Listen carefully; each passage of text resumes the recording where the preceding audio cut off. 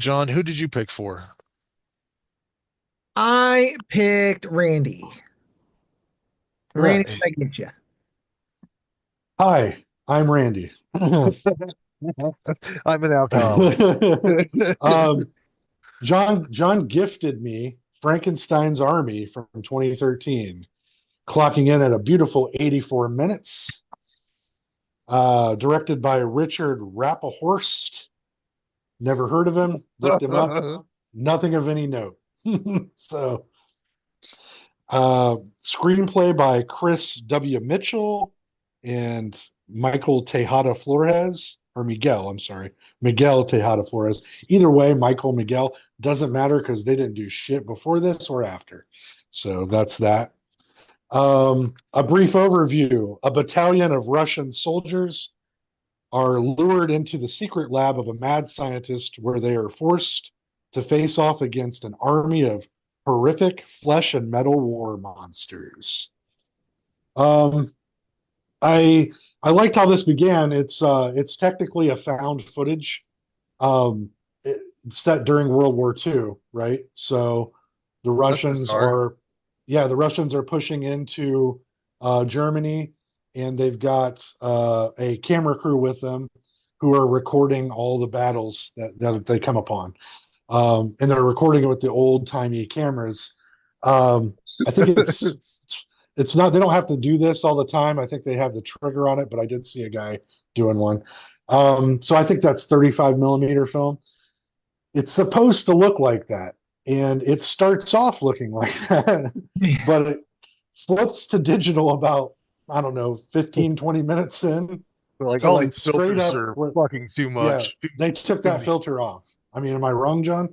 I mean, it looked just like a digital camera. Oh yeah, Yeah, afterwards the actual footage of the film, the movie of the events they're going through definitely yeah, yeah. gone. Because I was like, I was watching, I was like, that's a cool, neat little look because it's like, camera burns and, little flippy, little, drag marks and stuff. And you're like, oh, and then it just stops. So now you're in this battle with these guys and they're fighting their way across the land to this where they hear that there's a scientist holed up. Um, and they get to this, like, first off, I want to say the special effects are really good in this movie across the board. Okay. That's the best compliment I can give it, is all of the special effects look really good. Like, they're going into this facility and it looks like a real, like, old kind of castle almost. There's all these dead bodies everywhere.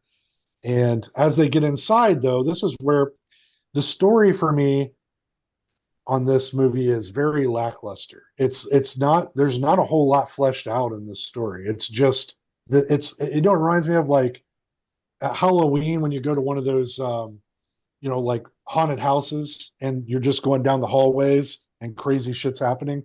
That's what this reminded me of, like somebody filming that. Because it's like it's set up specifically to showcase each one of these crazy monsters that they created, which is cool. It looks neat.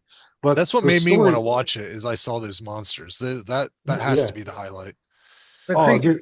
they're so, the battles with these things are fucking awesome. Okay, so that's what makes this movie fun to watch. All right, if you're going in expecting, like, oh, well, I wonder what the scientist is doing. He does a whole song and dance about what he's doing. Doesn't fucking matter at all. It's just to move the plot forward.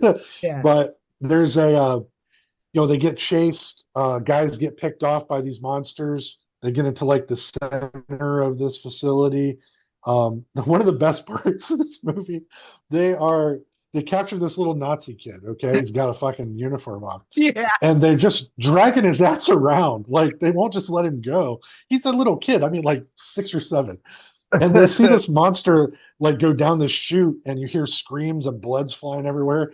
And they're like, "We need to see what's down there." And they're like, "Here." They grab this kid and they jam him down inside. They're like, "Tell us what you see." And then he just explodes into blood.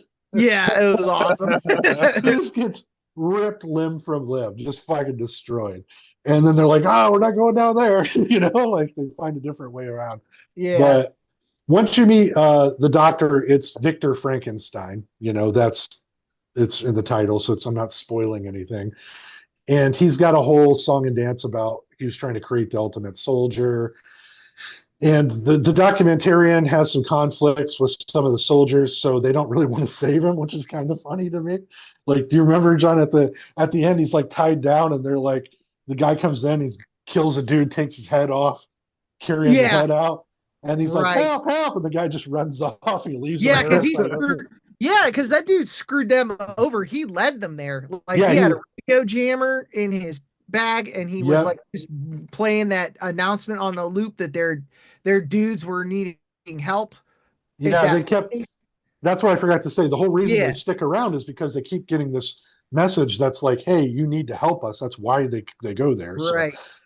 But it's just a trap to make more Nazi monsters, basically. And the ending is just kind of lackluster. It just kind of ends. But there's some really cool monster fights along the way. I'm not going to describe each one. My favorite one was like he had like a metal head and these like giant blades on his hand. And he was like walking like this, kind of like something out of Silent Hill. It was really cool looking, almost like some sort of arachnid, like. But there's so many cool creature designs. They must have spent hours and hours and hours and tons of money putting these together because they're practical. There's no CGI for these things at all. So they look really cool. There's very little. It's like Yeah. it's if there's any on the creatures at all, it's blended in. Yeah. Like a little bit compared to the practical Right. piece. Like there's even one that's face like opens and crushes stuff, and it's got like a Yeah, little that crushed he looked like an Eskimo to me, that darker yeah. guy, right? That's Yeah. what got him, and then they pulled his helmet. Yep. Oh yeah. So when they got the kid, right? Yeah. He was with the old man and that girl that was a nurse. Yeah, right, yeah. You're a nurse, help him. So she just pulls off his helmet, which was crushed onto his head, his brain. And the brain, yeah. Yeah. She's like, the whole reason they don't just kill her right away, because she's technically a Nazi, is they're like, help our friend. And then she just yanks this helmet She's off. like, and I his don't know what brain to do. falls out. Yeah. Yeah. So it had some really cool stuff, some cool kills. I'd say, like I said, the pros are, very cool opening. The style of the 8mm I liked. The creature designs, the gore was top notch. Mhm. I'd say my things I didn't like, the acting is shit in this. It is just what you would expect, like over the top kind of stuff. The plot is super thin, like I said, so you're not like, there's no real super like good story in here. It's just a device to get you to this cool monster place.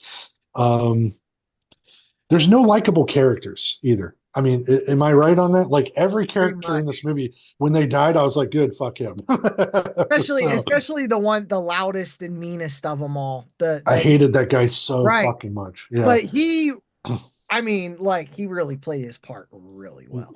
Yeah. Like yes. I hated that guy. But I feel like that's what this I didn't feel like he was acting. I feel like if you went out on the town with this dude, that's what he was like. So, oh God. Yeah. Oh man, that sucks. I'd say this was on Tubi. This is a good one-time watch. For me, it was like a one and done. I wouldn't buy this or anything, but I would suggest if you have Tubi and you're looking for something on a Friday night, get your little horror fix on. This is a good one. I gave it a 5 out of 10.